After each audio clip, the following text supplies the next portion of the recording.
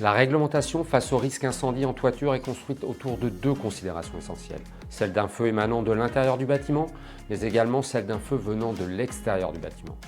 Pour la première, une attention particulière est portée au type d'isolant employé.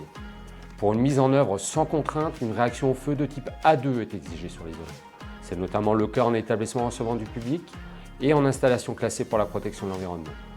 L'emploi d'un isolant combustible est certes considéré, mais non sans contrainte.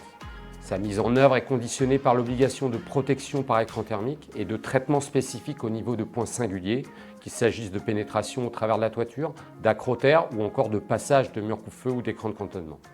Pour la seconde considération, l'exigence porte sur la justification d'un classement BIROUF T3 sur le complexe formé du bac acier, de l'isolant et du système d'étanchéité.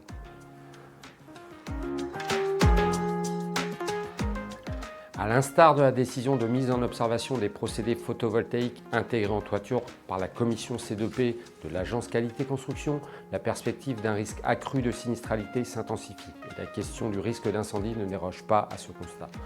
Des règles ont été établies afin d'isoler les composants des systèmes photovoltaïques par rapport à l'intérieur d'un bâtiment. De nouvelles préconisations en faveur également d'un isolant par rapport aux autres constituants potentiellement combustibles de la toiture ont également fait leur apparition. Nous pouvons citer en exemple le référentiel APSAT D20 du CNPP, également porté par les recommandations des professionnels de l'assurance. L'intégration de systèmes photovoltaïques est un facteur aggravant du risque incendie. Une réflexion sur les moyens et exigences à mettre en place doit être encouragée afin de limiter ce risque. Dans cette problématique associée au système photovoltaïque, l'isolant rapporté à la toiture doit être considéré comme un potentiel vecteur de développement de l'incendie. Nos isolants en laine de roche sont incombustibles, émettent peu de fumée en situation d'incendie et disposent de très bonnes performances en résistance au feu. Ils préviennent à la fois de la propagation de l'incendie et de la pénétration des fumées et flammes à l'intérieur du bâtiment. A l'inverse, l'accroissement de la charge calorifique générée par la combustion combinée d'un isolant combustible et de modules photovoltaïques aggravera les conditions de développement du feu. Lors de sa dégradation, l'isolant libérera d'importantes quantités de fumée potentiellement toxiques.